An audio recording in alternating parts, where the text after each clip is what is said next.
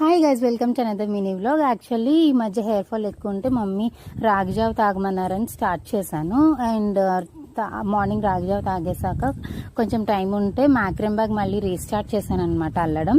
So అది కొంచెం వరకు అల్లి 12 o'clock మా ఇంట్లో లంచ్ అయిపోతుంది ప్రతిరోజు. లంచ్ అయిపోయాక 2 o'clock మా డాడీ వర్క్ చేసుకుంటారు ఆఫ్టర్నూన్. అప్పుడు టీ పెట్టించాను. అవి చాలా రోజులు పడుకుంటే కొంచెం సెల్ఫ్ కేర్ రొటీన్ చేసుకుందామని చెప్పి కెమికల్ ఎక్స్ఫోలియేషన్, ఐసింగ్ ఇవన్నీ చేసుకున్నాను.